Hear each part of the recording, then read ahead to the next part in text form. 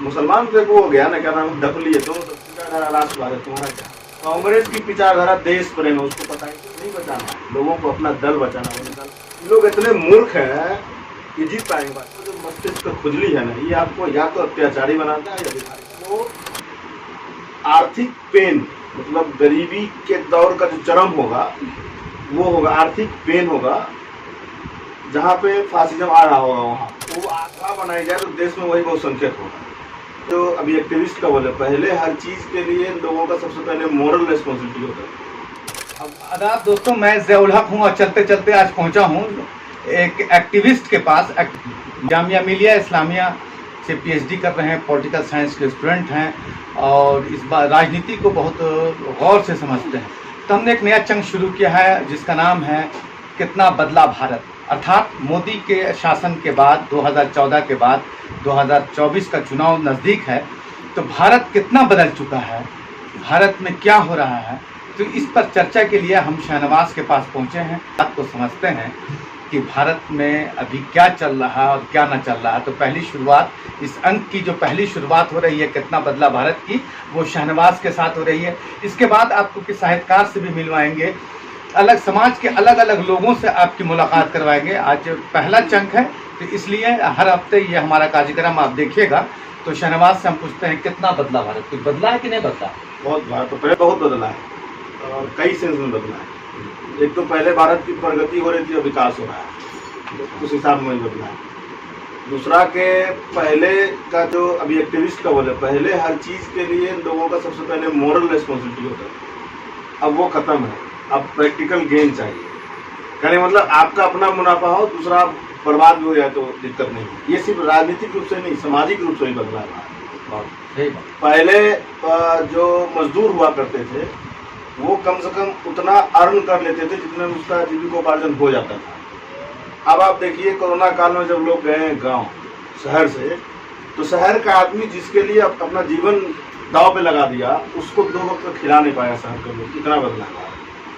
पहले लोग रोजगार के लिए मतलब ज़्यादा नहीं परेशान होना पड़ता था, रोजगार मिल जाता था। अब बेरोजगारों की अगर एक सभा बनाई जाए तो देश में वही बहुसंख्यक होगा। तो भारत तो सच में बदला है। मैं विकास और प्रगति इसलिए बोला था कि मेरे नज़र में विकास जो है वो समझिए कि वर्टिकल डेवलपमेंट को बोलते हैं, जो बिल्डिंग है और ऊंचा बिल्डिंग हो गया, ठीक है। प्रगति बोलते हैं वो हॉरिजॉन्टल होता है कि मतलब झोपड़ी जो है वो खत्म होकर धीरे पक्का बन रहा है धीरे धीरे। इसीलिए मैं कहा कि पहले प्रगति पर था विकास, और अब जो है वो विकास खुद ही हो गया है। कितना बदला। अब ये भी इसमें नहीं बदला कि पहले जो चुनाव होते थे, आपने भी देखा होगा कि पहले चुनाव के जो मुद्दे होते थे वो गैस सिलेंडर का दाम बढ़ना, रेलवे टिकट का दाम बढ़ना, प्याज का दाम बढ़ गया था तो सरकार गिर गई थी। बेरोजगारी पर, शिक्षा पर, स्वास्थ्य पर पहले चुनाव होते थे। तो अब जो चुनाव कैसे हो रहा है? देखिए वो एक है कि जब फासिज्म अक्सर लोग बोलते हैं, फासिज्म का जब पढ़िएगा खासकर 2 देश का, बेसिकली फासिज्म की परिभाषा बहुत लोग बोलते हैं, बहुत लोग को पता नहीं है फासिज्म कहते हैं किसको, कहते हैं फासिस्ट ताकत। वो जब हम अगर उनको आज तक परिभाषा लोग को नहीं पता, तो आप राजनीति छात्र के स्टूडेंट है तो आप अच्छे से समझा दीजिएगा फासिज्म किसको कहते हैं। तो हमारे दर्शक को ये जानना चाहिए कि फासिज्म है क्या। फासिज्म एक्चुअली 2 स्टेट इसका माना जाता है। एक यहूदी को जो होलोकॉस्ट हुआ था जर्मनी में, हिटलर का जर्मनी, और आपका मुसोलिनी का वो इटली। तो जर्मनी, हिटलर के जर्मनी को इसलिए फासिस्ट सबसे बड़ा माना जाता है, मतलब निगेटिव सेंस में, क्योंकि उसने यहूदी का नरसंहार किया था, होलोकॉस्ट में उसको खत्म किया था। फासिज्म और नेशनलिज्म एक्चुअली एक ही चीज़ है। हाँ, वो नेशनलिज्म और रेसिज्म और रिलीजन, ये 3 जब मिलता है ना, ये फासिज्म को समझिए बिजनेस पार्टनर है।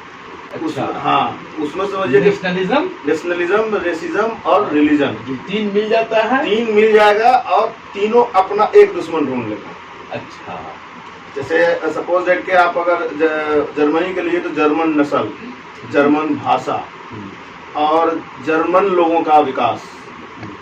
तो हमारे यहाँ पे यहूदी आ गए और हमको बर्बाद कर दिया, तो वहाँ पे एक रिलीजन आया, ठीक है, वो क्रिश्चियनिटी आया, जर्मन नस्ल आया और जर्मनी के लोगों की बर्बादी उसको ठीक करने हिटलर आया। इसके लिए वो एब्सोल्यूट पावर चाहा। उससे पहले जो जर्मनी में हुआ था वो आर्थिक और उससे बहुत ज्यादा बर्बाद हो गया था जर्मनी विश्व युद्ध के कारण। तो लोगों को वो बोला कि हम तुमको इससे उबारेंगे, मतलब अच्छे दिन तुम्हारे हम लाएंगे, तुम हमारा साथ दो। अच्छा, अभी वाले जैसे बोलते हैं कि अच्छे दिन आने वाले हैं, अच्छे तो उस पीरियड में भी हुआ वो था हिटलर का, वो था। और मदद किया था उसको ब्रिटेन और अमेरिका की कंपनी ने। तो कैपिटलिज्म जो है वो आर्थिक पेन, मतलब गरीबी के दौर का जो चरम होगा वो होगा, आर्थिक पेन होगा, जहाँ पे फासिज्म आ रहा होगा वहाँ वो आर्थिक रूप से बर्बाद होना जरूरी है फासिज्म के। तभी किसी को आप ठीक करने का देगा, बीमार होंगे तभी तो लोग बोलेगा हमारे पास ही इंजेक्शन है, हम तुमको लगाएंगे तुम ठीक हो जाओगे। तो वो आर्थिक रूप से बर्बाद होगा। कैपिटलिस्ट कोई उसको मदद करेगा, चाहे वो इंडिविजुअल हो या पार्टी हो। हिटलर के केस में लंदन और अमेरिका की कंपनी ने मदद किया था, अब तो ये है। अच्छा, हाँ, इनिशियल स्टेज में तब वो उसको सामने खड़ा करके आप उसको गाली दीजिए। आज भी आप हिटलर को गाली दे रहे हैं, उस कंपनी को गाली दे रहे हैं। नेता जो सामने खड़ा होता है बैक पे तो कैपिटलिस्ट होते हैं ना, तो कैपिटलिज्म का बच्चा होता है फासिज्म। वो उसको पाल पोस के बड़ा करता है। पहले तो गुर्बत के दर्द से वो पैदा होता है, ठीक है। कैपिटलिज्म उसको हाथ पकड़ के चलना सिखाता है और नेशनलिज्म उसको दौड़ना, फिर रेसिज्म और रिलीजन उसको जो है फराटे में तो कत्ल करना सिखाता है। तो वो कुल मिला के ना वहां पे भी कलेक्टिव बिलोंगिंगनेस ही होगा, वो भलाई की ही बात होगी, लेकिन वो प्याज के तरह होगा। उसका परत दर परत आप खोलिएगा ना तो लास्ट में लगेगा कि तो कुछ नहीं खाएगा, हवा था। मतलब प्याज कैसे ना, नेशनलिज्म का क्या होता है कि आप उसका परत दर परत खोलते जाइए, नेशनलिज्म आपका जो है समाप्त हो जाएगा, लास्ट में प्याज ही समाप्त हो जाएगा। जैसे कि आप बिहार के हैं तो बिहार के अंदर जब होंगे तो आपको जो है जिला के आधार पर आपकी एकता बनेगी, जिला के अंदर होंगे तो ब्लॉक के आधार पर बनेगी, ब्लॉक के अंदर होंगे तो पंचायत, ऐसे करते करते जब देश आइए तो जैसे सपोज एग्जांपल दीजिए कि यहाँ पे दिल्ली में हम लोग हैं, बिहारी बोल के पहले लोग नफरत करते थे, अभी भी करते हैं लेकिन पहले ज़्यादा करते थे। और यही और यूपी वाले करते थे जनरली, बिहारियों खास कर पश्चिमी यूपी, खास कर पश्चिमी। लेकिन ये दोनों जब मुंबई में जाते हैं, दोनों को कुर्ता था शिवसेना वहाँ या मानसे वाले हाँ, तो दोनों एक हो जाते थे, ठीक है। हम लोग जो है इस अपने इलाके के हिंदी भाषी हम लोग। हाँ, ये तीनों जगह आते थे वहाँ, आसाम उसाम, तो तीनों को कुर्ता था। तो असम तो फिर ये तीनों एक हो जाते। फिर हाँ, फिर इसी तरह दूसरे देश से जब जाएंगे तब अगर लंदन में होंगे तो वहाँ पे रेस आ जाएगा, फिर ब्रिटिश रेस और एशियन रेस का, फिर हम इंडिया पाकिस्तान वहाँ एक होगा। ये तो है। तो वो परत दर परत खोलते जाइए, तो ये होता यही का, इसी का जब चरम होगा ना, मतलब बर्दाश्त नहीं करेगा बिल्कुल अपने दुश्मन को, तो वो फांसी में होता है। तो हम ये कह रहे थे कि पहले जो चुनाव होता था उसका मुद्दा जो होता था कि गैस का सिलेंडर का दाम बढ़ गया, जैसे पहले बोला, और गिरानी महंगाई बढ़ रही है, रेल का टिकट का किराया का, आपको याद होगा कि गैस का दाम बढ़ गया था तो अटल जी की सरकार चली गई थी उसमें। तो इस तरह का होता था, रेल दुर्घटना होती थी, कितने मंत्रियों ने इस्तीफा दिया है रेल दुर्घटना को लेकर के। अब ये सब चीज़ खत्म है, अब यहाँ पे दुश्मन तय हो गया ना, कौन है? अभी फासिज्म नहीं आया है लेकिन एटलीस्ट दुश्मन तो तय है। अच्छा, देखिए मैं अक्सर बोलता हूँ कि खुजली तो सबको हुआ है, तो हमको ही हुआ है, अभी भी गर्मी में तुमसी है, उसको नोचने में बड़ा मजा आता है, लेकिन बड़ा अच्छा भी लगता है। हाँ, उसको नोच रहे होते हैं, उसके बाद लहरता है, और उसके बाद जो है ना वो हल्का नोच लिए तो ठीक है, ज्यादा नोच लीजिएगा जख्म हो जाएगा और फिर दवा भी खाना पड़ता है। अगर सर्म हो गया तब तो सर में खुजली का तो इलाज ही नहीं। तो एक्चुअली लोगों को सर में खुजली हो गया है। एक अब देखिए ना, मैं आपको बता रहा हूँ ना कि ये जो भारत माता है अपनी, यहाँ भारत में खासकर बिहार में नालंदा में लोग पढ़ने आते थे चीन से, ठीक है, और हम लोग यहाँ पे मतलब चाणक्य जैसे गुरु होते थे, तब भारत सच में विश्व गुरु उस वक्त था, और उसी वक्त पूरा अमेरिका जंगल था। और आज देखिए हम लोग किसी पे बहस कर रहे हैं, मतलब उस वक्त का लेवल देखिए अपने इसका देश, सही बात, और आज का आप लेवल देखिए क्या होता है कि क्या पिए, कौन सा मूत्र पिए, सूत्र पिए, है ना, ये सब पे चर्चा हो रही होती है, और फालतू फालतू चर्चा। अब देखिए आजकल तो हमको पता है हैरत लगा, मुसलमान को सुधारने में लगे हुए सब। प्याज पे कैसे चर्चा होगा? यहाँ पे तो पहले ट्रिपल तलाक ठीक करना था, अब जो है यूसुची ला के मुसलमान को 4 को ब्याह करने नहीं देना है। मतलब दूसरे के दुख से दूसरे के सुख से क्या बोलते हैं, तो ज्यादा दुखी है, अपना दुख से दुखी नहीं है। भाई मुसलमान 4 को शादी करता ही नहीं है। पूरे देश में जोड़िएगा 100 मुसलमान नहीं मिलेगा 4 को शादी किया। हम तो इसको बहुत प्रबुद्ध लोग हैं या उसके जनरेशन चावन क्या कभी तो होगा ना पुत्र यहाँ, तो उसका जनरेशन का तो लोग होगा ही। चंद्रगुप्त का भी होगा, नंद का भी होगा, सबका डीएनए तो होगा ही देश में ना। बिल्कुल डीएनए तो होगा ही। वो डीएनए जो इस देश पे हुकूमत किया है, जहाँ दुनिया से पढ़ने आता था, लोग दुनिया को पढ़ाता था, सिखाता था, वो डीएनए वाला आजकल क्या बोल रहा है कि यूसीसी आएगा तो मुसलमान का जो है वो ठीक हो जाएगा, सेट हो जाएगा मुसलमान। ठीक है, मतलब इंटेंशन वही है। उससे पहले था उस पे निकाह पे था। अभी देखिए एक जो लड़की जो आई है यहाँ, जो पाकिस्तान वाली सीमा है दर भाई, एक मुसलमान को आप दूसरी शादी करने से रोक रहे हैं। वो मुसलमान ऑलरेडी एक शादी में है, वो 4 शादी नहीं वो अलग, अभी तो शादी में थी ना। हाँ, वो एक शादी में थी, वो ठीक है। एक मुसलमान ज्यादा बच्चा पैदा करता है वो गलत है इस देश वाला। दूसरे देश का 4 को लेकर तो दिक्कत नहीं है। हाँ, ये तो आबादी तो 4 को बढ़ा नहीं, इस देश की आबादी बढ़ गई, 5 बढ़ गई ना, 4 बच्चे एक वो दिक्कत नहीं है। तो असल में वो जो मस्तिष्क का खुजली है ना, ये आपको या तो अत्याचारी बनाता है या भिखारी बनाता है।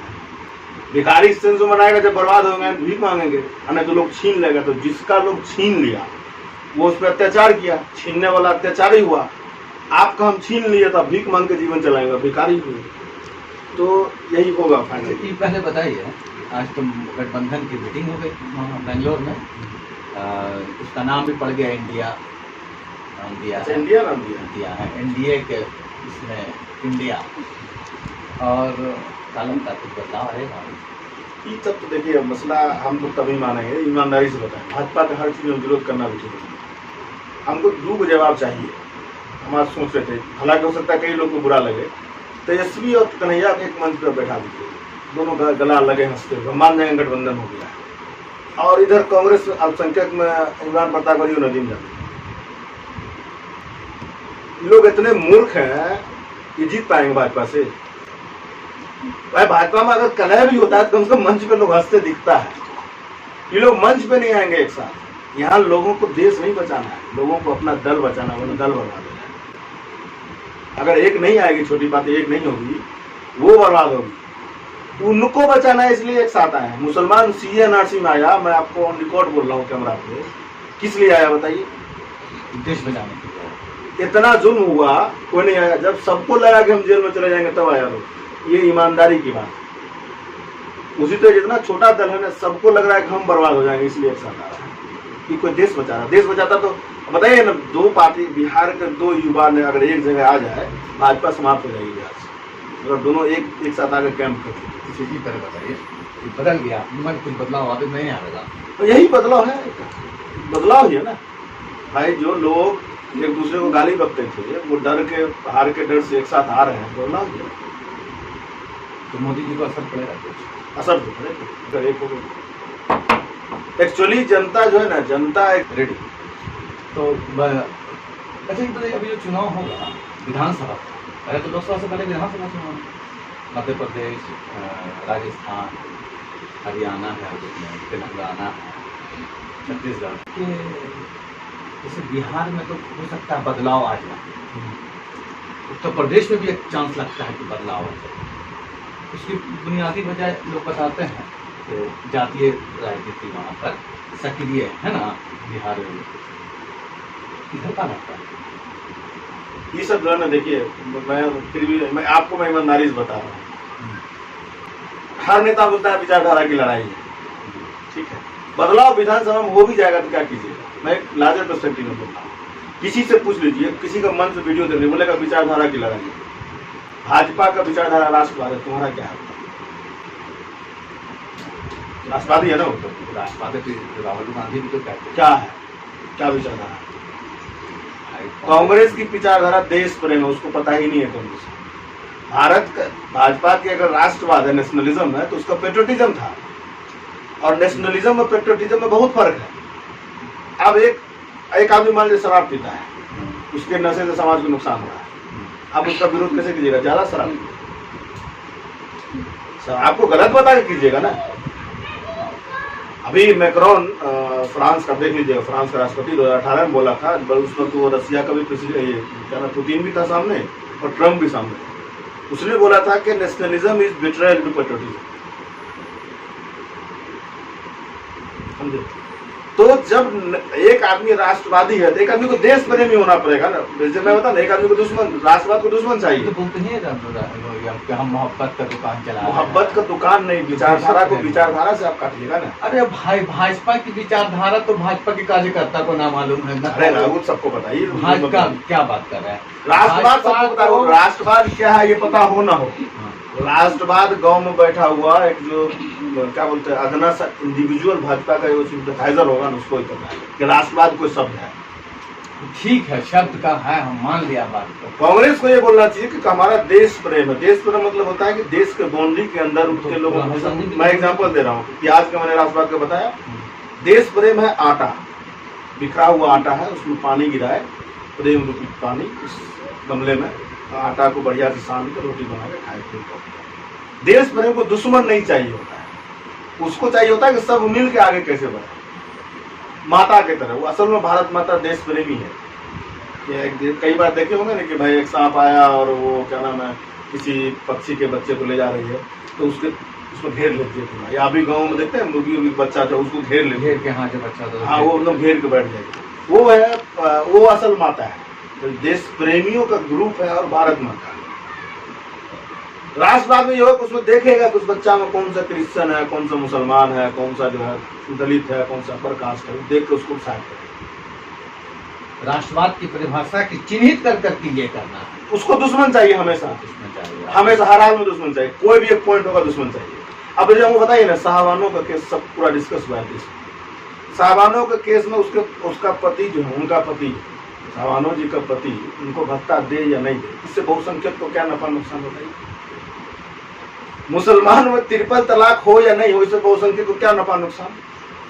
मुसलमान 4 गो शादी करे या 1 गो शादी करे, उसको बहुसंख्यक को क्या नफा नुकसान? लेकिन मुद्दा क्या है?